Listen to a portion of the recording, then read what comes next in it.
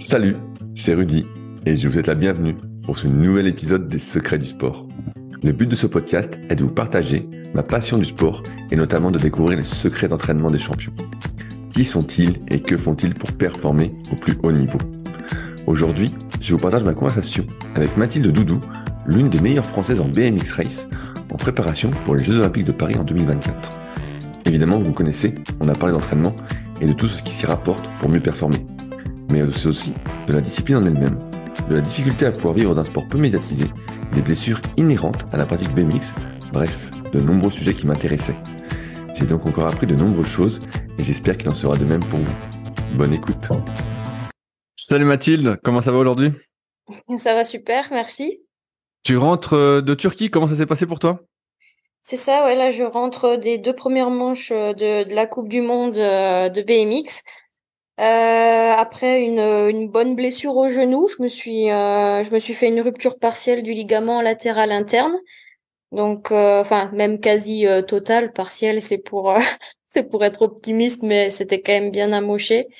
Et du coup, écoute, ça s'est bien passé parce que pour moi, l'objectif, c'était déjà de rester sur le vélo parce que ça faisait 3-4 compètes d'affilée que je tombais.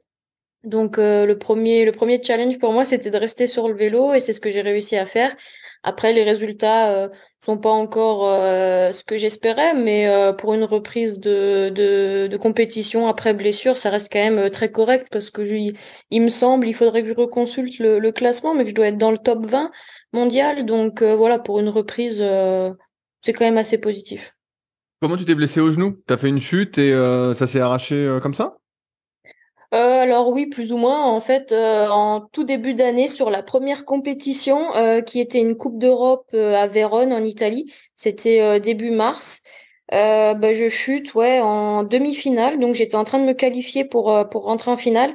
Et en fait, j'ai une de mes adversaires qui, en plein saut, vient me heurter ma roue arrière avec sa roue avant. Et du coup, ça m'a fait dévier en l'air et quoi, et j'ai atterri de travers. Et là, j'ai vraiment fait une grosse chute où je me suis pris le guidon dans les poumons, etc. Parce que j'ai pas eu que la rupture partielle du ligament, j'ai aussi eu une grosse commotion, un œdème au poumon qui a failli dû être ponctionné. Mais finalement, ça a été. Et puis, j'ai eu aussi une grosse entorse au poignet qui me fait toujours mal. Donc, ouais, plusieurs bobos, mais on va dire ce qui a été le plus chiant, c'est le genou. Ouais. Ah ouais, parce que de ce que j'ai compris, toi tu fais du BMX Race, C'est mais, ça. mais c'est j'avais compris, en fait, tu faisais un tour individuel, mais tu fais aussi des tours à plusieurs, en fait. C'est ça? Il y a deux épreuves dans les Coupes du Monde comme ça? Alors, ouais, c'est un petit peu compliqué. Je pense que ça mérite quelques éclaircissements. Donc déjà, dans le BMX, t'as deux disciplines. T'as le BMX freestyle. C'est des athlètes qui sont tout seuls dans un parc, généralement superficiel. Enfin, voilà, et qui font des figures et qui sont notés par des juges, et on va dire que bah celui qui a le plus de points il gagne. Et après t'as le BMX race, donc les courses, c'est ce que moi je pratique, et qui sont en fait bah, des courses à plusieurs, à 8 de front. Ça c'est la discipline principale, où on part derrière une grille de départ à 8 et on parcourt une piste avec des bosses, avec des virages. Et en général, ça dure entre 30 et 40 secondes, donc c'est très très Ah rapide. ouais, c'est hyper Et rapide. donc, J'ai cru voir que c'était des pistes de 400 mètres, c'est ça? ouais, c'est 400 mètres maximum. Et là, du coup, c'est le premier arrivé à gagner. Mais comme tu dis, sur le championnat de France et le championnat d'Europe, ça, c'est vraiment propre à ces championnats. Il peut y avoir des tours individuels. Donc, ce qu'on va appeler des TT, c'est des time trials, en fait. Donc, ça va être des tours chrono. Et donc là, au championnat de France, en fait, tu as le tour chrono vraiment individuel. Donc là, tu pars tout seul sur la piste et bah, celui qui fait le temps le plus bas, bah, il a gagné. Et au championnat d'Europe, c'est un peu différent. Tu as un tour chrono, mais par équipe. Alors ça, c'est assez nouveau. Ça fait que 2 ans que ça a été mis en place. Et là, du coup, bah, on part à trois, un peu comme sur la piste, ils peuvent faire dans les vélodromes. Et donc là, on part à trois et ils prennent le temps en fait de la troisième qui va passer la ligne d'arrivée. Donc on essaie de rouler un petit peu tout ensemble, essayer d'aller le plus vite possible et le temps il est pris comme ça quoi. Et d'ailleurs l'année dernière j'ai fait cette épreuve et on a fini championne d'Europe donc c'est cool. Ah bah cool, bah, ouais, parce qu'en fait, quand j'avais fait des recherches sur toi, j'avais pas vu justement ces ces courses à 8 personnes, tu vois, je te voyais souvent toute seule, justement, faire des time trials, voilà, avec mon accent anglais. Ouais. Et donc, ok, donc, ouais, c'est à 8, donc, ouais, donc, forcément, tu peux vite tomber, quoi. Vu que Ouais, la c'est, discipline principale, c'est vraiment à 8. Après, sur les championnats, il y a ces petits tours chrono pour, je pense, faire un petit peu plus de spectacles et faire un petit peu plus de médailles aussi pour les athlètes. Donc voilà, après, c'est plus dur de trouver les courses à plusieurs, ouais, que les individuels. alors, comment ça se passe, niveau matériel? Est-ce que tu as les pieds attachés, avec, tu sais, comme en cyclisme traditionnel? Et t'as un casque, j'imagine, t'as des protections, comment ça s'organise tout ça? Ouais, alors j'ai une tenue globalement de motocross si tu veux. J'ai le casque intégral, le masque, j'ai la DNS ou pare-pierre ou protection haut du corps. Voilà, comme ça on a tous les termes. Coudière, genouillère, protection tibia et après bah, gants et pantalons et voilà. Enfin, il y a aucune partie de mon corps en tout cas qui est découvert. Et après, au niveau du vélo, bah écoute, c'est un vélo avec des roues de 20 pouces pour ceux qui s'y connaissent, donc c'est des petites roues. J'ai qu'un seul frein, j'ai le frein arrière parce que le frein avant il est interdit parce que ça serait beaucoup trop dangereux. Puis de toute façon, on se sert pas trop du frein de manière générale, même l'arrière. Et après, écoute, quoi d'autre? On a des freins à disque, on a des jantes en carbone, fourche en carbone, pédalier carbone, guidon aussi, mais c'est c'est pas top top. Et Et puis oui, est-ce que t'as des vitesses sur le vélo?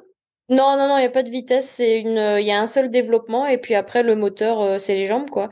Et du coup, comme t'as dit, pédale automatique, ouais. Un pédale auto, Donc ah ouais, donc c'est on pour est ça que accroché au vélo, ouais. quand tu chutes, ah ouais, donc c'est là que tu te fais vraiment mal, quoi. Si t'as les pieds attachés, ça peut Ben, vite. après, dans la chute, en fait, on bouge tellement dans tous les sens qu'on a la chance que en fait, ça se décroche tout seul sans qu'on s'en rende compte. Mais des fois, c'est vrai que quand tu restes accroché, ça peut arriver. Bah, c'est là que tu vas te tordre un peu la cheville, le genou et que ça peut être un peu méchant, quoi. Parce que je comprends mieux pourquoi les vélos me paraissaient tout petits avec les roues là maintenant. Ouais, voilà. Je disais, putain, les vélos sont minuscules. Je dis, c'est bizarre. Est-ce que c'est une particularité du BMX Race ou c'est moi qui vois mal, quoi. Non, bah, peut-être tu vois mal, mais en tout cas, bon, en tout cas, non, les BMX ils sont comme ça, ouais. Et comment ça se passe alors en termes d'entraînement? Parce que c'est pas un sport qui me paraît très développé. Moi, je me souviens que j'avais été à Saint-Quentin en Yvelines, j'avais vu, je crois, une sorte de stade derrière le Vélodrome là. Je sais pas si toi tu fais dessus. Euh... Si, c'est là-bas qu'il y a le siège de la fédération, puis c'est là-bas qu'il y a le pôle olympique de BMX, de piste. Donc, si, je connais très bien parce que j'y ai été 2 ans en tant qu'interne. Ouais, je connais. Ouais, parce que j'allais dire, il y a pas beaucoup d'endroits pour faire ça en fait, du BMX Race. Tu vois, si demain moi je veux commencer, j'ai pas à ma connaissance à côté de chez moi un terrain de BMX Race quoi. Ouais, alors c'est vrai que quand on connaît pas trop, ça peut paraître un sport pas très développé et avec peu de structure, enfin peu de pistes accessibles, alors qu'en fait pas du tout. Euh, Tu peux taper franchement n'importe quelle ville en France et tu vas avoir accès à une piste de BMX. C'est vrai que c'est un sport qui se développe de plus en plus, surtout depuis ben l'apparition aux Jeux Olympiques à Pékin en 2008 où on a fait en plus une médaille d'or et d'argent chez les filles. Donc depuis là, c'est vrai que ça se développe de plus en plus et t'as vraiment le BMX Race, c'est vraiment présent sur toute la France et t'as vraiment de plus en plus de grosses infrastructures qui se développent et notamment le club dans lequel je suis à Sarian, qui se trouve dans le sud de la France, qui vient d'être labellisé centre de préparation pour les Jeux de Paris 2024. Donc on a un bel équipement, mais il n'y a pas que nous, il y a vraiment de plus en plus de clubs qui ont des gros équipements très coûteux. Donc ça c'est pour nous c'est top parce que on peut s'entraîner vraiment un peu partout. Et après pour trouver des pistes, le plus simple c'est d'aller sur le site de la Fédération française de cyclisme. Et là tu vas avoir une liste de vraiment tous les clubs qui existent. Mais si je dis pas de bêtises, il doit y en avoir au moins 300 et des poussières dans toute Ah la France, ouais. quoi. Donc il y a quand même de quoi faire, quoi. Tout à l'heure, tu me parlais de pistes différentes et dans mes recherches, j'ai vu que les pistes faisaient en moyenne 400 mètres. Est-ce qu'il y a vraiment des pistes différentes en fonction des lieux? Je veux dire, avec plus ou moins de bosses, plus ou moins hautes, plus ou moins de virages, et donc qui font peut-être que 300 mètres au lieu de 400 mètres. Est-ce qu'il y a des grosses différences comme ça? Ouais, alors ça c'est vraiment une particularité du BMX. En fait toutes les pistes sont totalement différentes de A à Z. T'as absolument rien qui peut ressembler à une autre.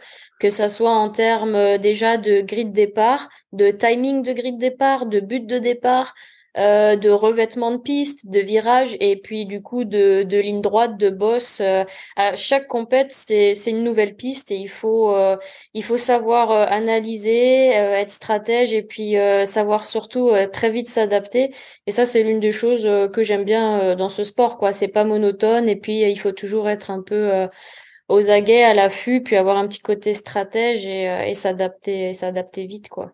Eh ouais, donc ça veut dire, parce que pareil, j'avais vu que les départs se faisaient sur un départ de 8 mètres vraiment en descente. En fait, ça varie aussi, quoi. Ouais, alors c'est pareil, ouais.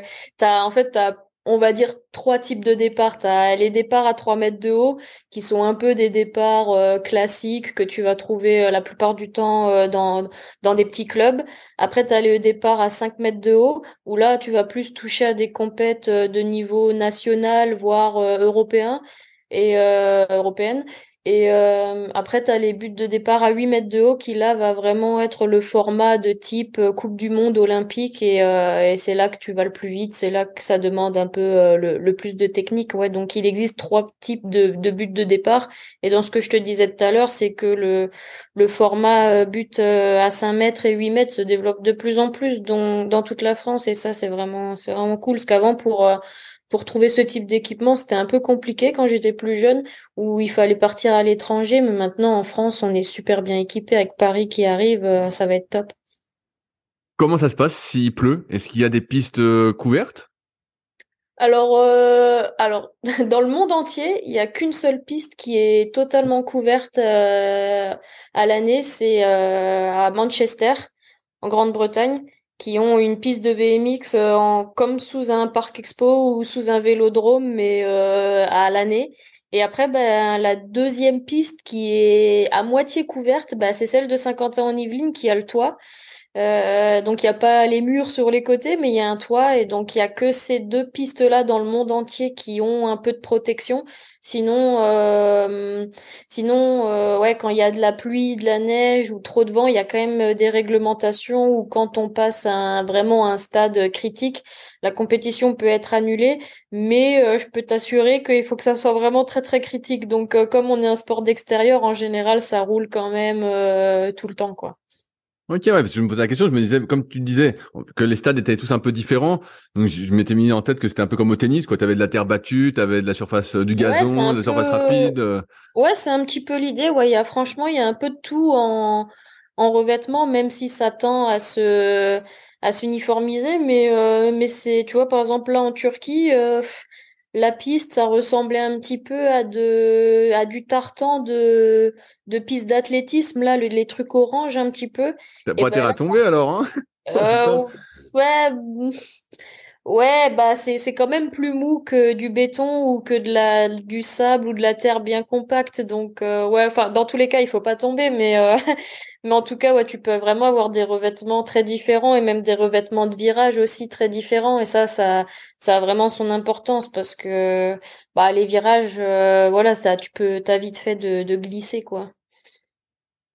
Là, donc, bah, moi, j'étais pas au courant que tu t'étais fait une grosse chute avec le genou, le poumon, le poignet, la totale. J'étais resté sur le fait que tu avais eu deux grosses blessures. Tu Ouais. avais eu les chevilles pendant un moment et que tu avais mis pas mal de temps à revenir. Et surtout, tu t'étais fait une clavicule juste avant les Jeux. Comment ça s'est passé cette histoire de clavicule? Est-ce que c'est aussi une chute que tu as fait en compétition? Alors on va reprendre dans l'ordre donc la cheville, donc c'est du coup une, c'est pas les deux.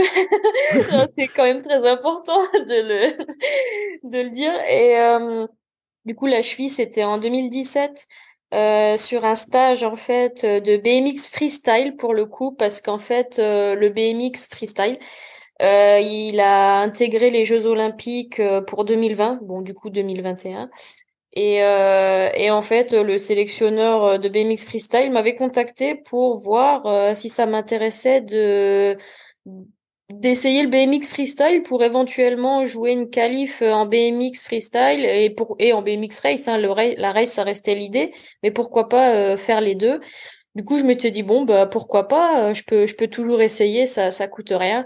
Enfin du coup si, mais Et du coup, je suis partie avec eux sur un stage en Espagne et sur ma première session d'entraînement, je fais un demi-tour sur une rampe, un truc vraiment bidon classique, mais comme je maîtrise pas trop, et ben en plus c'était fin de saison de BMX Race, j'atterris mal et puis là je me fracasse la cheville violent. En gros, j'avais une rupture, une fracture bimalléolaire et une rupture d'un ligament en fait qui traversait ma cheville, ce qui me permettait de tenir ma cheville quoi.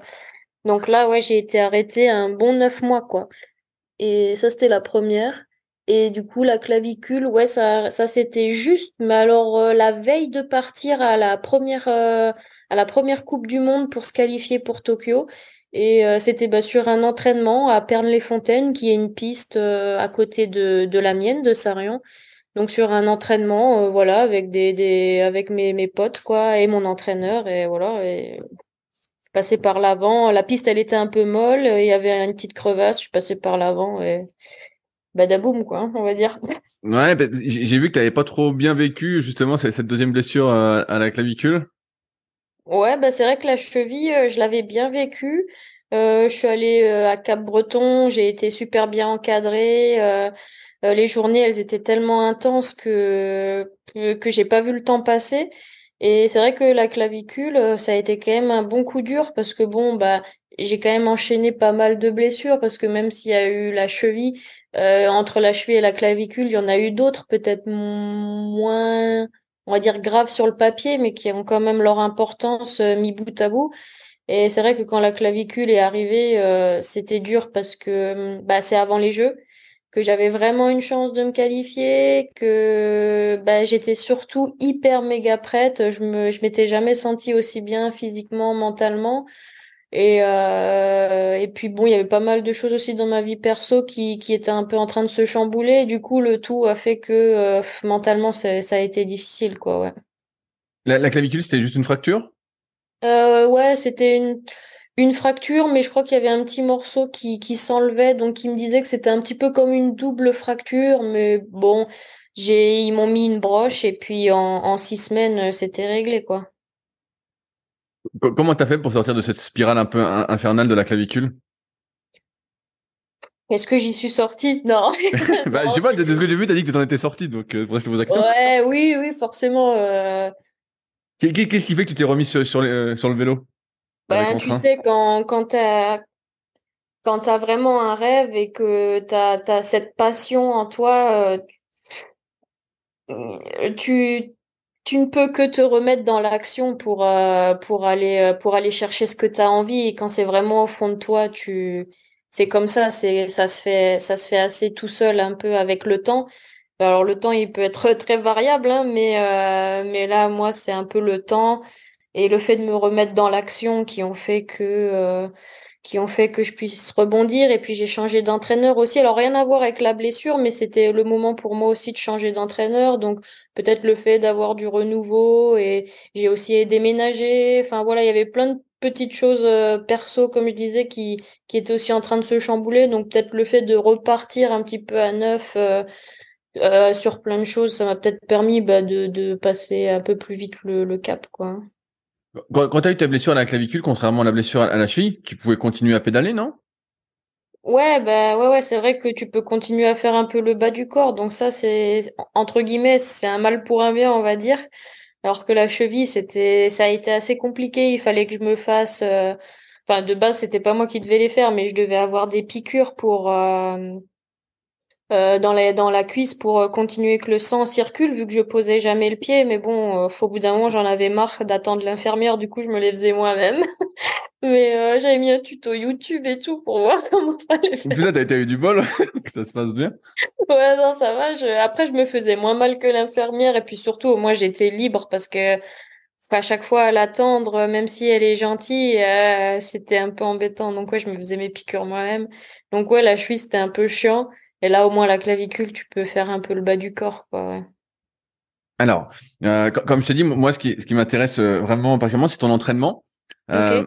Comment ça se passe, l'entraînement en BMX Race? Est-ce que ça se fait uniquement sur la piste de BMX?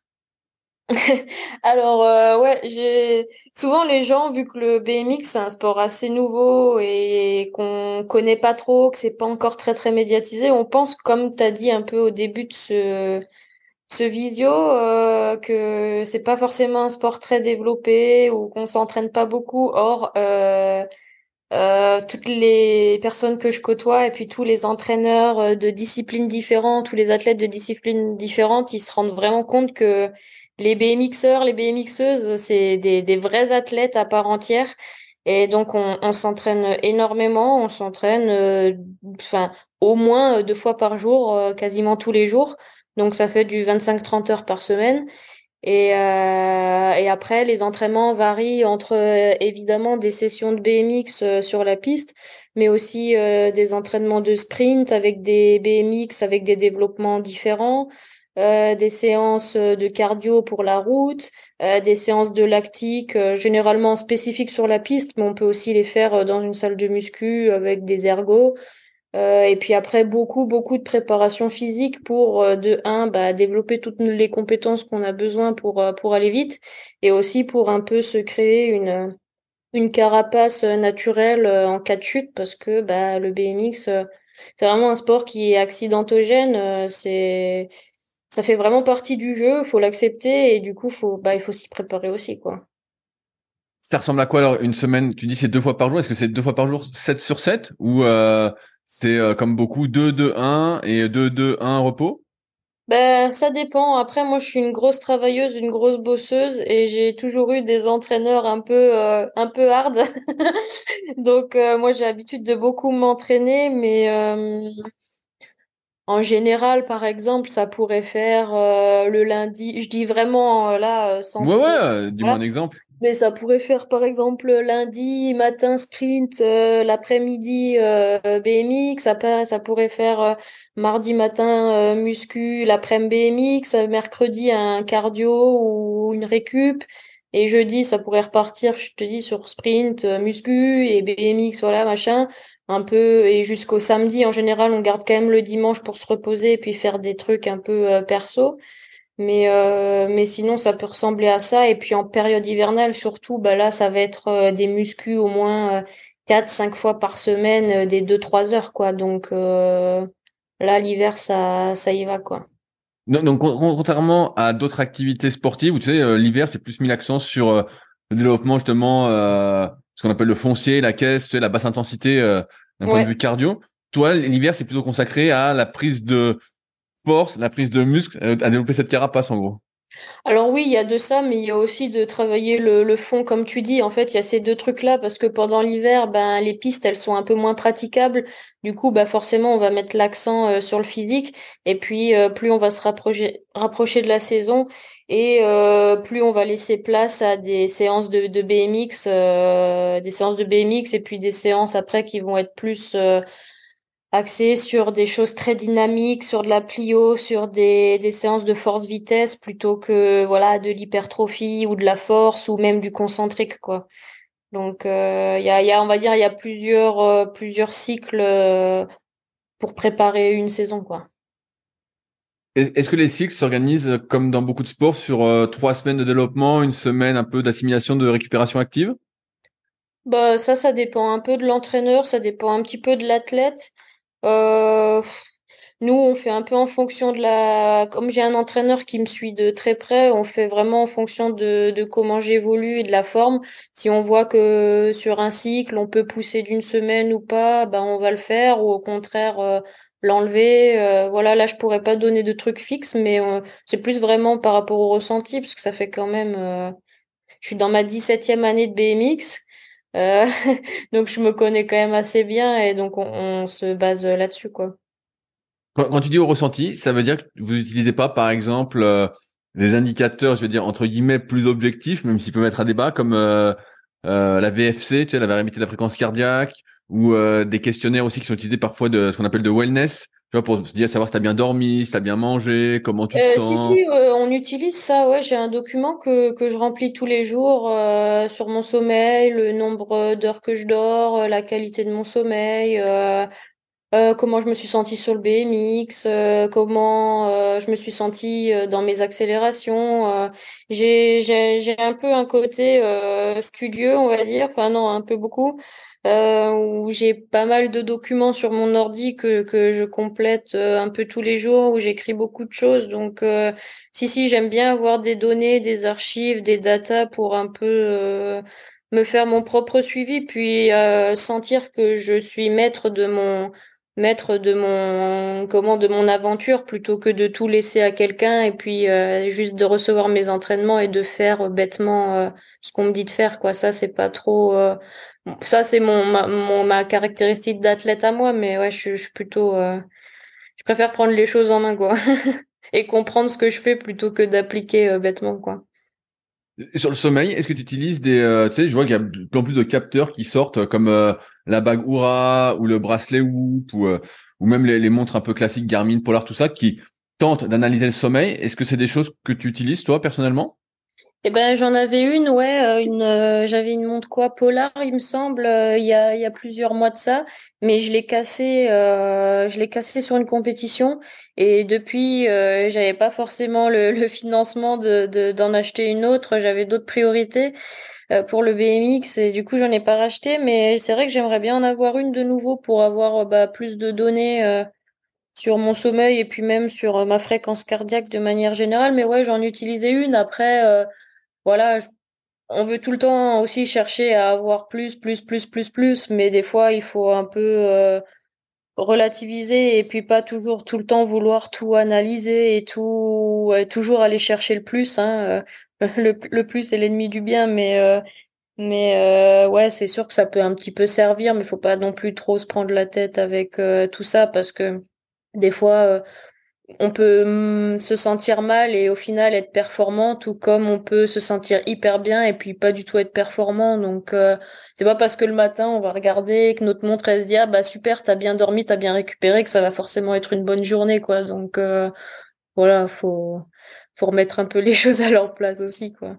Et surtout, c'est ce que j'allais te dire, c'est que de ce que je comprends, le BMX Race, il y a une grosse part de technique, il y a une grosse part de mental, fait, Mm. d'engagement physique. Toi, tu te fais un peu chahuter, quoi. Et malgré le fait que, comme tu collectes plein de data, tu peux voir que peut-être tu progresses en muscu, en force, tu progresses en termes de watts sur le vélo, tu progresses, tu vois, tu parlais de fréquence cardiaque, en termes de fréquence cardiaque, t'es plus basse, tu montes toujours aussi haut, t'as plus de variabilité de la fréquence. Et malgré tout, tu peux progresser là-dessus, mais pas progresser en termes de BMX pur. Bah ouais, c'est vrai que le BMX, c'est un sport un petit peu ingrat où tu peux être le meilleur et sortir dès le premier tour.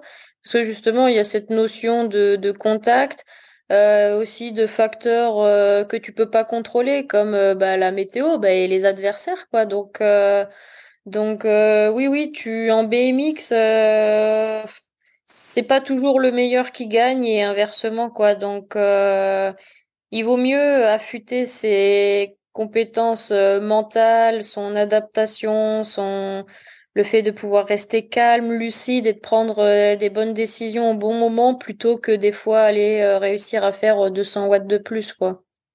Ouais, ça me parle bien ce que tu dis parce que là je lisais un bouquin justement un peu là-dessus qui était un peu sur justement le contrôle pas de sa fréquence cardiaque mais un peu de ses émotions, tu vois, de garder son cœur à un bon rythme pour pas t'embrouiller. Et dans le bouquin ils expliquaient que si tu étais tout le temps à plus de 185 190 pulsations, donc c'était l'exemple hein, dans le bouquin, et que tu y étais jamais, et ben en fait à ce moment-là en fait ton champ de vision se rétrécissait et tu prenais souvent des mauvaises décisions quoi. Donc Ouais, bah ça me parle bien par rapport à ce que tu dis là. ouais, j'ai pas encore trop lu de choses là-dessus, mais je sais qu'en tout cas en BMX, le mental, il est hyper important parce que t'auras beau, même si je suis contre ça, mais il y en a, ils disent, ah, est-ce qu'en BMX, vous vous dopez, etc. Et à chaque fois, moi, je réponds aux gens déjà, bah, que non, que c'est un sport qui est très clean. Alors, il y en a peut-être, mais alors, très peu, et il y a eu très peu de cas, positifs ou trouvés, voire presque pas du tout. Et après, je me suis pas renseignée. Mais dans tous les cas, quand bien même l'athlète, franchement, il se doperait, il y a une telle part mentale où il faut s'engager, où il faut prendre des risques que t'auras beau accélérer le plus fort, si t'oses pas sauter une bosse, si t'oses pas faire ci, si t'oses pas se faire ça, ça amènera pas à grand-chose, quoi. Ben ouais, j'allais te dire, tu peux être la plus forte en muscu et la plus forte sur un ergo. Finalement, il y a tellement de parts de technique et de mental que Et est-ce que ça, c'est pas un peu frustrant pour toi de te dire, tiens, j'ai progressé en muscu, et finalement, sur le terrain, ça se voit pas?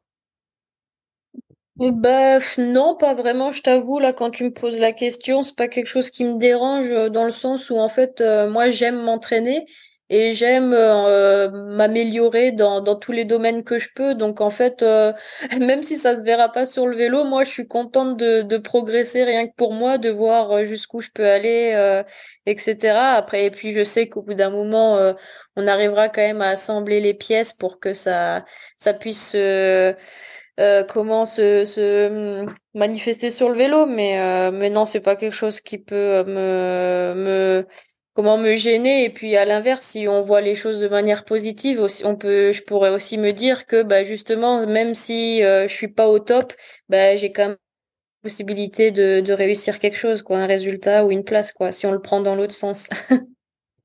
Pour parler chiffres, est-ce que tu es forte en muscu? J'ai vu que tu avais des sacrés quadriceps. J'ai vu que j'ai vu que tu avais des belles cuisses. Ok, Est-ce que ça se répercute en muscu, par exemple? Est-ce que tu es forte, je sais pas si tu fais du squat ou de la presse, qu'est-ce que ça donne? ouais, j'ai toujours eu un bon gabarit depuis que je suis toute petite. Justement, il y a une photo qui me fait beaucoup rire, qui est dans un album de famille chez ma maman où j'ai, quoi, je dois avoir 5 6 ans. Je suis à la plage, quoi. Et j'ai déjà un 6-pack hyper tracé, alors qu'à cet âge-là, je faisais rien, quoi. Donc, ouais, je pense que j'ai toujours eu déjà un bon physique et j'ai toujours eu un très très bon rapport poids-puissance. Donc ouais, en muscu, je suis pas très dégueu, même si là, bah, comme je t'ai dit, ça fait au moins 5 6 ans que j'enchaîne les blessures. Et du coup, je suis plus en mode, je rattrape à chaque fois le retard que j'ai plutôt que de me développer. Donc, j'ai des barres qui restent correctes, mais c'est pas non plus incroyable, quoi. Bah, après, je sais pas si c'est une question qui se pose, mais tu m'as pas l'air bien lourde. Tu vois, Non, non, non, je de suis ce que je vois, t'étais pas pas. très lourde, donc en rapport poids-puissance, je sais pas, moi, quand je te vois, je donne un truc comme ça, tu me corriges, mais je me dis que tu fais au moins 100 kilos au squat, tu vois, pour 55 kilos, tu dois faire quelque chose comme ça, à vue d'œil. Alors ouais, je suis l'une des plus légères en BMX. J'ai essayé de prendre du poids, mais j'arrive pas. Je suis pas faite pour ça et je me sens pas bien. Donc ouais, l'une des plus légères. Je fais 58 kilos et Dieu sait que déjà pour atteindre 58 kilos, j'ai dû y aller parce qu'il y a peut-être encore 3 ans de ça, je devais faire peut-être un peu plus 4 ans. Je devais peut-être faire 50 kilos. Et ouais, 50 kilos, ça faisait léger, quoi, parce que les filles qui étaient plus lourdes, bah c'est bête, mais dans les descentes, elles allaient plus vite, quoi. Et Je même si vois. moi j'étais techniquement j'étais propre, j'étais précise, bah elles initiaient quand même beaucoup plus d'énergie et elles me rattrapaient, quoi. Donc ouais, je suis l'une des plus légères. Et puis après, je sais pas, pour te donner des chiffres, en soulevé de terre, alors j'en fais pas. Alors bon, ça aussi c'est l'un des trucs, c'est qu'on fait pas de la muscu tout le temps non plus. Donc voilà, des fois on touche pas à une barre de squat pendant 2 3 mois et après on retourne, tu vois. Donc ça permet pas non plus de faire grimper ses max, mais en soulevé de terre, je dois être à peu près à 150 160. En squat, je sais pas parce que comme j'ai des problèmes de dos. Bon, Tu fais plus de la, parce que j'ai vu tout à l'heure, tu faisais du soulevé de terre à la trappe barre, là, j'ai cru voir sur ta ouais, il y a story. ça. Après, ouais, je Ah, te mais dis non, mais c'est énorme, hein, 150, 160 pour 58 squat. kilos. Squat, je dois être à peut-être, je sais pas, entre 115 et 125, je pense, en vraiment full squat. Et après, bah là où je suis très bonne, c'est tout ce qui est, ça va être traction, dips, un peu les trucs haut du corps. Et est-ce que ça compte justement d'être fort du haut du corps en BMX Race? De ce qu'on m'a dit, mes sources plus ou moins sûres m'ont dit que ça faisait vraiment beaucoup le haut du corps, le BMX, à force de tenir le guidon, tout ça. Est-ce que c'est vrai? Ben, oui, c'est vrai, mais il y a beaucoup de tout, en fait. C'est ça qui est bien en BMX, c'est que, c'est un sport qui est complet, qui demande d'être complet. Du coup, on a le haut qui est quasi égal au bas du corps, et ce qui fait qu'on a un physique plutôt équilibré, donc ça c'est quand même sympa. Mais ouais, le haut est aussi important que le bas, et puis entre les deux, t'as quand même toute la sangle abdominale qui doit être important parce que c'est ça qui va lier le haut et le bas. Donc ouais, il vaut mieux être musclé de partout et Parce que sinon, en l'air, quand tu vas sauter une bosse, tu vas partir dans tous les sens. Donc, vaut mieux être bien de partout, ouais. Quand on dit que t'es plus forte aux tractions et au dip, ça veut dire quoi? Tu fais 15 reps aux tractions? Plus? En période hivernale, il me semble que j'avais fait, ouais, 12-15 tractions à plus 12 ou 15 kilos, ouais. Ah ouais! Ah ouais, non, mais c'est énorme. Ah ouais, ouais, t'es hyper forte. Et après, là où je suis aussi bonne, c'est tout ce qui va être pliométrie. Oui, et Donc, ouais, là, sauter sur des box. j'ai pas de repères. Est-ce que tu peux donner des repères? C'est-à-dire que tu sautes quoi? Tu sautes sur des box de plus d'un mètre? Oh oui, oui, oui, largement, ouais, ouais. Je saurais pas, j'ai pas mesuré parce qu'en fait, je les mets, comme je te dis, comme je le sens sur le moment, mais ouais, je saute, pardon, des bonnes hauteurs, ouais. Est-ce que cette force globale que tu as, elle se répercute en watts sur, par exemple, tes ergos ou sur les sprints? Est-ce que tu vois que si tu progresses un peu en force, justement, t'es plus rapide sur le vélo ou pas? Bah, ça dépend. J'ai des watts qui sont corrects. Après, le tout, justement, de l'entraîneur, c'est de réussir à convertir toute cette force ou toute cette vitesse que tu peux mettre sous une barre ou sur une barre, bah, dans du pédalage, quoi. Donc, oui, de manière générale, quand je progresse à la muscu, ça se sent quand même sur le vélo, ouais. Mm. Ça veut dire que tu donnes quoi en termes de watts? J'y connais absolument rien en termes de watts chez les femmes en cyclisme. Est-ce que Moi, je te dis, je vais c'est dire pas des là où conneries? ouais, moi, c'est pas là où je suis la plus forte. Donc, nous, en général, on fait le test sur 3 secondes, quoi. Ça suffit. Donc, ça fait quasiment 3 coups de pédale, quoi. Moi, je tourne aux alentours des 1002, 1003. Donc, c'est pas très, très haut. Et les mecs, par exemple, eux, en 3 coups de pédale, par contre, ils sont à 3000, quoi. 3000, 3003, on a eu des gars qui ont fait ça, quoi. Donc, on est des fois même plus puissants, désolé pour eux, que les pistards, quoi. Et c'est pour ça qu'ils viennent prendre un peu de chez nous, dans nos athlètes, quoi. On en a quelques-uns chez les garçons qui sont partis faire de la piste, quoi. Ah, mais même là, pour toi, ça fait plus de 20 watts par kilo, c'est énorme. C'est énorme. Ouais, après, quand j'étais bien plus légère, je faisais déjà ces watts-là, tu vois. Donc, quand je faisais 50 kilos, je faisais même moins de 50 kilos, je faisais déjà ces watts-là. Donc, mon rapport poids-puissance, il était encore meilleur, mais le fait de m'être beaucoup blessé, bah, ça m'a pas forcément permis d'augmenter ces watts-là, mais j'ai réussi à gagner en masse musculaire, mais pas, tu vois, trop à faire monter mes watts, quoi. Qu'est-ce qui te manque physiquement, j'ai envie de dire, pour être au niveau des meilleurs mondiales? Bah justement peut-être avoir des watts en plus. Sinon après pour ce qui est de la cadence de pédalage, c'est quelque chose où je suis plutôt à l'aise, je suis plutôt véloce. Donc ouais, il me manquerait entre guillemets quelques watts, ouais. Pour mettre un développement plus gros, quoi. Bah, j'ai déjà un développement très gros parce que justement je suis forte. Donc non, si déjà que je mets plus gros que certains élites hommes, je pense que je pense qu'on va pas mettre beaucoup plus haut. Combien tu mets en BMX? Là, moi, je suis en 47-17. Donc, pour ceux qui connaissent, ça fait un 44 et demi 16. C'est quand même assez gros. Et il y a même une époque où je roulais en 45-16. Donc, c'est encore plus gros. Et ça m'allait plutôt bien en plus. Mais là, du coup, on a un petit peu baissé. Mais ouais, ça fait quand même des développements assez conséquents, surtout quand tu dois les tirer au départ, quand t'es à 0 km/h, quoi, quand t'es Ouais, arrêté ouais, d'être quand t'as quoi. pas l'inertie qui t'emmène, quoi. Ouais, voilà. Mais moi, j'ai l'impression que le BMX, en t'écoutant, c'est beaucoup de la force, de la vitesse, de la technique. Et malgré tout, tu t'as dit tout à l'heure, tu faisais un peu de route. J'imagine que sur la route, tu es plutôt sur des longues sorties, la basse intensité. Et est-ce que tu arrives à éprouver du plaisir aussi en faisant du vélo à cette intensité-ci? Non, non, j'aime pas la route. Ouais, ouais, parce que pour te poser la question, parce que j'ai l'impression que c'est pas du tout l'effort du BMX, quoi. Donc je me dis, putain, ça doit être compliqué à faire psychologiquement, quoi. Ouais, non, la route, c'est pas trop ce que je préfère. Je m'ennuie. Quand en BMX, tu sais qu'en 30-40 secondes, il peut se passer 1 milliard de choses et que en route, t'as le temps d'écouter les oiseaux chanter. Ouais, non, c'est pas trop mon délire. Et en plus, là, je fais beaucoup toute seule, donc c'est encore moins rigolo. Mais après, ça dépend. C'est sûr que je vais faire beaucoup plus de séances courtes en fait sur le vélo pour pas trop développer les fibres lentes. Mais après, comme t'as dit, quand c'est la période hivernale et qu'on fait un peu le foncier, ouais, là, je vais me faire des sorties plus longues, mais ça sera pas des sorties non plus interminables, hein. Ça va tourner autour de 2 heures. Franchement, Ouais, même c'est deux déjà heures long, et hein. C'est demie. déjà long, pourtant t'as 40 secondes.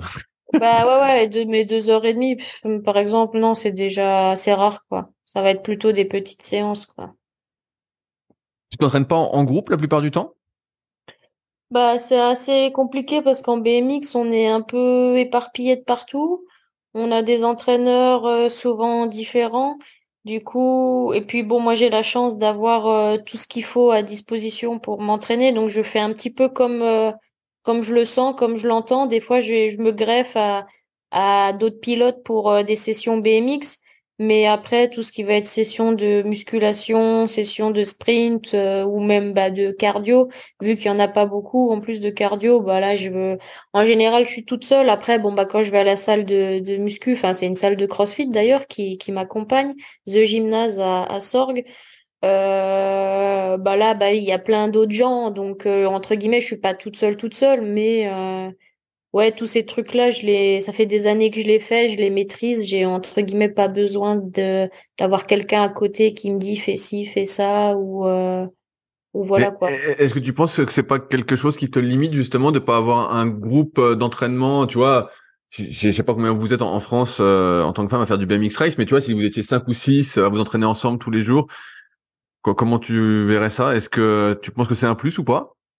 Ben ouais, non, carrément, avoir un groupe, c'est un plus, mais comme je te dis, pour tout ce qui est session BMX, je suis pas toute seule, donc ça, après, c'est déjà bien. Après, voilà, chacun, je te dis, a un peu ses programmes, ses séances de sprint, ses séances de muscu, donc voilà, ça me dérange pas de les faire, entre guillemets, de mon côté. Après, BMX, je suis pas toute seule, Est-ce que donc justement ce fait que tu sois un peu plus toute seule et donc pas entraîné en groupe, malgré le fait qu'il y ait ton entraîneur, tout ça, fait que ton entraînement est hyper personnalisé à toi? ah bah ouais, c'est clair que je me suis créé un peu mes routines, un peu mon train de vie à moi quoi, et justement je me suis créé un peu un fonctionnement qui me plaît et qui me va bien, et c'est pour ça que je pourrais pas trop l'imposer à quelqu'un d'autre et j'aurais pas trop envie quoi. Mais après si quelqu'un ou si un groupe ou d'autres pilotes me proposent qu'on s'entraîne plus ensemble ou quoi, bah avec grand plaisir, je m'adapterai. Mais là, pour l'instant, voilà, je gère un petit peu mon truc et puis ça me va bien comme ça. Oui, je te pose la question parce qu'on voit que dans beaucoup de fédérations, des fois, ils imposent un peu un entraînement fédéral à beaucoup de personnes, que tout le monde doit faire presque le même entraînement et il n'y a pas cette personnalisation qui, toi, j'ai l'impression, voilà, tu l'as mis un peu en place à tous les niveaux de ta préparation. Et d'ailleurs, de ce que j'ai compris aussi, tu travailles en lien avec un kiné, un ostéo, un nutritionniste. Tu as tout un réseau autour de toi pour t'aider à performer? Ouais, c'est ça. Bah, en fait, j'ai fait 7 ans en structure fédérale. J'ai été 5 ans dans le sport-études jeune du Krebs de Bourges. Après, j'ai été, comme j'ai dit tout à l'heure, 2 ans au pôle olympique à Saint-Quentin-en-Yvelines. Et en fait, ben, en ayant eu en fait tous ces bons réflexes et cette habitude d'être encadré, d'avoir tous les outils à disposition très rapidement, bah, le jour où j'ai décidé un peu de faire mon projet dans le sud, un peu de mon côté avec le club de Sarian, bah, j'ai voulu recréer ce format un peu comment on peut dire, d'équipement, d'accompagnement pour aller chercher de la performance et pas perdre de temps. Donc ouais, je me suis entourée de toutes les personnes que je pensais intéressantes voilà, pour être performante. Donc t'as le kiné, ouais, t'as l'ostéo, j'ai une nutritionniste, j'ai un préparateur mental, bien sûr, il y a l'entraîneur, qui fait les deux, BMX et physique.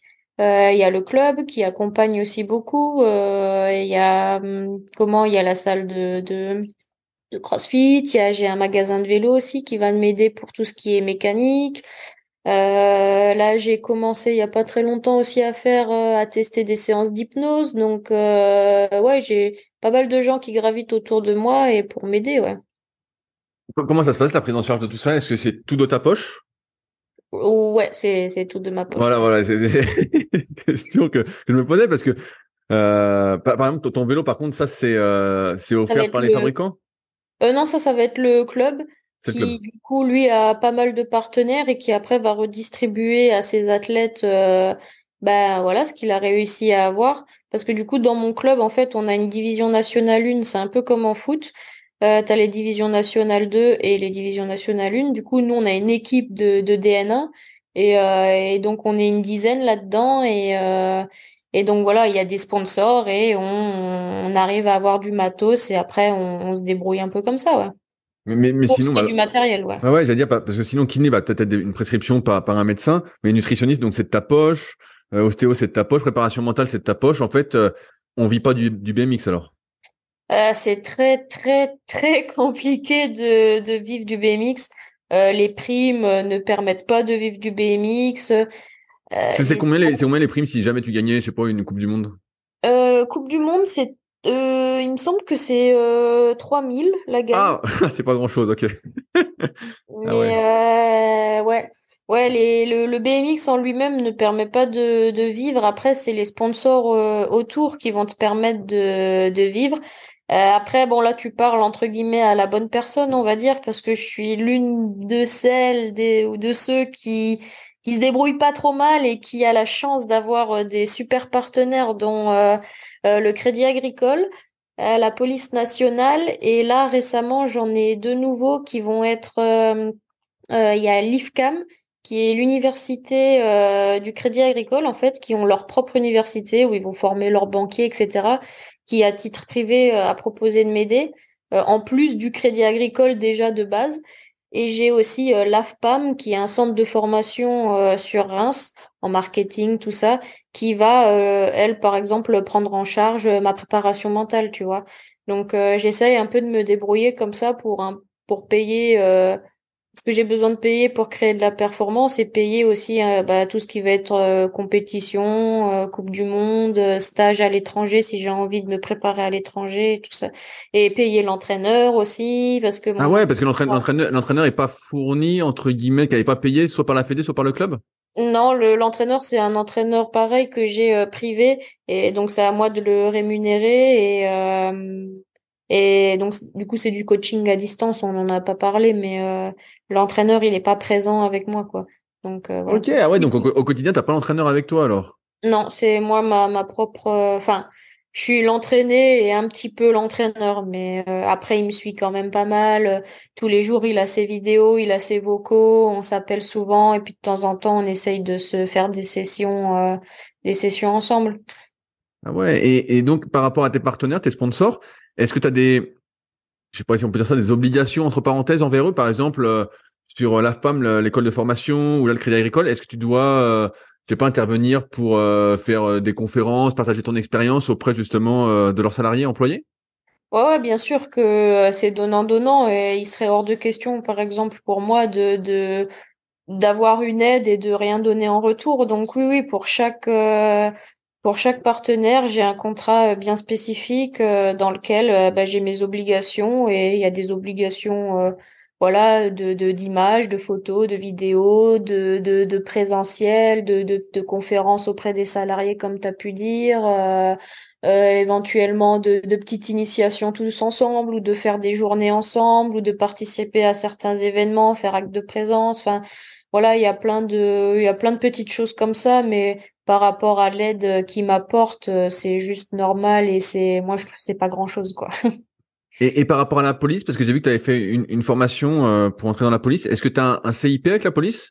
C'est un emploi du temps aménagé ou tu es obligé de faire un nombre d'heures comme tout le monde annualisé? Alors oui, c'est une CIP, mais Un CIP. après, là, en fait, il y a eu une nouvelle, comment? Une nouvelle enfin réglementation, là je trouve pas le mot, où ils ont changé pas mal de choses en vue de Paris 2024. Donc depuis le début de cette année-là et jusqu'à Paris 2024, tous les athlètes policiers ils sont détachés à 100%. Ah Donc cool. on a juste 25 jours à donner à la police nationale qui vont être surtout sur des actions de communication. Par exemple, là en juillet, je vais être présente sur le Tour de France féminin, Ah, etc. cool, c'est cool Donc ça. ouais, en plus c'est sur des temps qui sont très sympas. Donc voilà, on doit 25 jours par an à la police nationale et puis en contrepartie, moi j'ai mon salaire de policier adjoint tous les mois. Mais avant cette année-là, il y avait plus de jours à faire, on était un peu moins détachés, mais dans tous les cas, à partir du moment où tu as le statut de sportif de haut niveau, dans la police nationale, tu auras forcément un aménagement d'horaire. Ah ouais, cool. Ah, tu t'en sors finalement assez bien. J'ai vu que tu avais aussi un sponsor, une marque de compléments alimentaires. Oui, parce que là on a parlé du financier, mais ouais après dans le pas financier, il y a un sponsor de compléments qui est Exa3, qui est surtout axé sur des compléments à base de CBD, mais il n'y a pas que ça, ils se font aussi de la protéine, des vitamines et pas mal de choses, et donc eux ils sont basés aussi dans le sud de la France. Je les avais rencontrés sur une compète de CrossFit aux Affiliate Battle à Nîmes. Et du coup, voilà, le partenariat s'est fait. Et franchement, je suis super contente. C'est une marque qui est pas très connue, mais franchement, les produits sont hyper bien composés et moi, j'aime beaucoup, quoi. Tout à l'heure, tu disais que tu avais eu du mal, et je redérive un peu sur l'alimentation, Ouais. à faire le poids. Tu vois, tu étais beaucoup plus légère, tout ça. Est-ce que tu as dû passer justement, et c'est peut-être encore le cas actuellement, par une alimentation vraiment très calibrée pour te forcer à manger suffisamment de calories, les bonnes proportions, entre parenthèses, de protéines, de glucides, de lipides? Est-ce que tu es très rigoureuse là-dessus ou finalement tu arrives à t'en sortir sans être trop rigoureuse pour faire le poids? Bah, avant, je me prenais beaucoup un peu le chou avec ça, dans le sens où j'ai eu ma période où j'ai été très très stricte, mais du coup, j'étais hyper mince et je me blessais beaucoup, tout comme à l'inverse, j'ai essayé de faire une prise de masse et j'ai pris beaucoup de gras et d'eau et je me sentais pas bien. Du coup, maintenant, comme j'ai quand même des très bonnes bases en alimentation et que, comme j'ai déjà dit, je me connais bien. Maintenant, je mange un petit peu comme je l'entends, comme je le sens, parce qu'aussi avec l'accumulation des années, d'être tout le temps hyper carré, hyper strict, au bout d'un moment, sur le long terme, c'est quand même assez compliqué. Donc là, j'essaye de m'écouter, et de me faire plaisir en faisant les choses quand même sérieusement, rigoureusement. Mais maintenant, je me prends moins la tête avec l'alimentation. Je sais de ce dont j'ai besoin et puis je m'adapte en fonction de mes journées et je me prends pas trop la tête et au final j'arrive à avoir un poids qui est correct et qui se stabilise. Enfin voilà, 58 kilos, c'est pas énorme, c'est pas non plus pas assez, donc je me satisfais de ça parce que je me sens bien comme ça, quoi. Là, j'ai vu que je reviens sur un truc qui me taraude, on va dire ça comme ça. Là, tu étais en Turquie. Est-ce que tu étais accompagné par d'autres athlètes, des membres de la fédération, ton entraîneur? Parce que j'ai vu que tu étais avec mon pote Clément. Est-ce qu'il y avait un encadrement fédéral avec toi? Non, en fait, c'est soit tu es en équipe de France et du coup là tu vas avoir tout l'encadrement équipe de France, ou soit bah tu ne l'es pas et du coup il faut que tu t'organises par tes propres moyens parce que en fait à partir du moment où tu as le statut haut niveau et que tu es élite, tu peux participer à une Coupe du Monde. Mais donc voilà, tu as le côté équipe de France, puis après tu as le côté bah pas équipe de France et puis quand t'es pas en équipe comme ce qui était mon cas, et ben après tu t'organises un petit peu comme tu peux, bah, soit avec d'autres athlètes, soit avec ton équipe, ton club, enfin voilà. Moi pour le coup là la Turquie, je savais pas si j'allais pouvoir la faire vu que je sortais de blessure. Enfin, j'étais même plus ou moins encore blessée quoi en fin de cicatrisation. Donc je savais pas si j'allais la faire, du coup je m'étais organisée avec personne et puis finalement, j'ai eu un feu vert très tardif et je me suis inscrite au dernier moment. Je me suis préparée un peu comme j'ai pu avec le temps qui me restait. Et du coup, ouais, j'y suis allée avec Clément parce que j'avais pas, enfin, pour moi, c'était la meilleure personne qui pouvait m'accompagner parce que voilà, c'est un préparateur physique, donc Ouais, il fait des bonnes blagues aussi quand même, faut le dire. ouais, il fait des bonnes blagues, donc moi qui suis quand même assez stressée, ça aide. Et ouais, des fois il en fait même un peu trop, j'en peux plus. Mais ouais, enfin voilà, c'était quelqu'un qui pouvait comprendre. qui pouvait comprendre les états dans lesquels j'allais passer, qui pouvait me supporter sur cette semaine et qui avait surtout la disponibilité et l'envie de le faire. Donc un peu au dernier moment, je lui ai proposé, il m'a dit oui et puis c'est parti comme ça quoi. Mais sinon, c'est quand même plus entre athlètes, hein, ouais. J'allais dire, comment ça va se passer alors pour se qualifier aux Jeux de Paris pour toi? Parce que là, c'est-à-dire qu'il faut que tu re-rentres en équipe de France ou tu gagnes les sélections nationales et ensuite que tu fasses quelque chose au niveau international pour te qualifier? C'est quoi le parcours? Ouais, l'idée c'est de faire des bons résultats sur tout ce qui va être Coupe du Monde, championnat de France, championnat d'Europe, championnat du monde, pour pouvoir intégrer l'équipe de France. Et après, une fois en équipe de France, là peut-être que j'aurai d'autres directives. Je ne sais pas exactement comment ça se passe après pour eux, qu'est-ce qu'ils se disent entre eux. Mais moi, en tout cas, mon challenge numéro un, c'est d'être performante sur les Coupes du Monde et les grands championnats pour pouvoir intégrer l'équipe, quoi. C'est un peu flou alors pour l'instant, on t'a pas dit faut que tu fasses un top 10 mondial ou que tu sois championne de France ou Si, il c'est- faut être, par exemple, pour être en équipe de France et participer au championnat du monde, il faut qu'après les deux autres épreuves de Coupe du Monde qui vont arriver là dans 3 semaines, je sois dans le top 8 mondial, donc Ah ouais, solide. qui est très très élevé, très très solide. Donc voilà, c'est quand même assez fermé quoi. Mais bon, on va quand même essayer d'aller chercher ça, c'est l'idée. Et est-ce que tu as déjà fait des stages à l'étranger avec justement des athlètes d'autres pays pour voir comment ils fonctionnaient, comment ils s'entraînaient, pour essayer d'apprendre d'eux?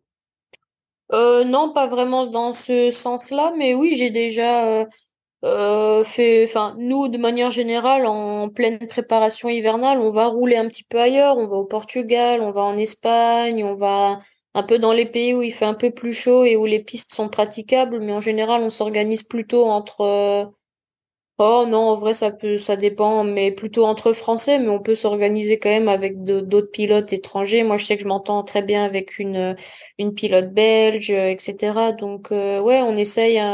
Le BMX, on est vraiment beaucoup de pilotes, un peu de partout, et c'est un petit peu, voilà, pas à la débrouille, mais voilà, on essaye de s'entraider, de faire des choses ensemble. On voyage beaucoup et puis on a besoin de changer de piste et de pratiquer sur des circuits différents. Donc ouais, on bouge beaucoup et on fait pas mal de stages comme ça, un peu à droite à gauche. Ouais, non, mais c'est intéressant tout ce que tu me dis parce que je réfléchis, je me dis tout ce que tu dois mettre en place pour être dans le top 8 mondial, c'est falloir que tu te dépouilles quoi en fait. Faut vraiment que tu te dépouilles. Ah ouais, c'est pas évident. Après, ça c'est quelque chose qui est assez complexe et assez politique business et j'ai pas spécialement envie de rentrer là-dedans. Ça me regarde pas, ça me concerne pas. Mais ouais, c'est vrai que c'est assez compliqué. Mais bon, c'est le jeu et puis il faut jouer avec et puis je vais essayer de jouer avec. Ouais, je vois qu'il y a une joueuse de toute façon, j'ai compris l'histoire. Euh, et ben, j'arrive au bout de mes questions, Mathilde. Est-ce que toi, il y a des sujets que tu voulais aborder qu'on n'a pas abordé? Non, pas forcément. On a un petit peu débriefé de quelques trucs, hein. Il y aurait encore beaucoup de choses à dire parce que j'ai eu quand même un parcours assez atypique, assez semé de bosses, on va dire, hein, comme en BMX. Mais non, écoute, on a déjà dit pas mal de choses pour les gens qui connaissaient pas le BMX Race. Je pense qu'ils ont déjà pas mal d'infos. Et puis s'ils en veulent plus, on fera d'autres podcasts. Et puis s'ils veulent me suivre, c'est Mathilde Doudou, hein, avec voilà, mon nom, mon prénom. Et puis aussi voilà, petit appel à peut-être des sponsors aussi, hein, comme tu m'as dit, hein, tu m'as conseillé de faire et je le fais. On sait jamais. C'est toujours intéressant vu que c'est un sport encore pas très médiatisé, donc toujours intéressant d'avoir des sponsors, surtout que les Coupes du Monde, c'est très coûteux et puis l'année prochaine, ça va se passer en Australie, et en Nouvelle-Zélande, donc ça va quand même coûter assez cher, donc voilà, toujours preneuse d'opportunités, donc voilà. Et bah super. Et bah donc c'est Mathilde Doudou sur Instagram. J'ai vu que tu avais un compte LinkedIn aussi. Ouais, ouais, ouais, Le plus pareil. simple pour te contacter, c'est quoi? C'est LinkedIn, Instagram? Est-ce que tu as une préférence? J'avoue, je préfère Instagram parce que je reçois beaucoup de messages un peu de partout et j'essaye un peu de me centrer sur Instagram. Mais après, LinkedIn, je réagirai aussi, mais peut-être avec un peu plus tard, quoi, avec des jours de retard. Bah, ça marche. Et ben, merci Mathilde de ton temps. Bah, merci Euh, à toi. C'était un plaisir et j'ai appris plein de choses encore une fois, donc c'était bien cool. Cool. J'espère que ça aura bien plu aux auditeurs et puis à bientôt. J'espère aussi que tu auras des retours positifs. Bien sûr, mais tant que j'ai mes réponses à mes questions, moi tout va bien, tu sais. Ah bon, bah, ça va, alors on Donc est ça va. sauvés. Donc ça va. Salut à tous. Si vous êtes encore là, c'est que l'épisode vous a plu. Dans ce cas, je vous invite grandement à m'aider à faire grandir ce podcast en mettant une note de 5 étoiles et un commentaire d'encouragement sur l'application de podcast où vous l'écoutez et plus particulièrement sur l'application de podcast d'Apple, mais également sur Spotify. Cela m'aidera d'autant plus à accueillir les meilleurs athlètes et spécialistes français de l'entraînement grâce à la crédibilité que vous me donnerez. En attendant, je vous souhaite un bon entraînement et à la semaine prochaine.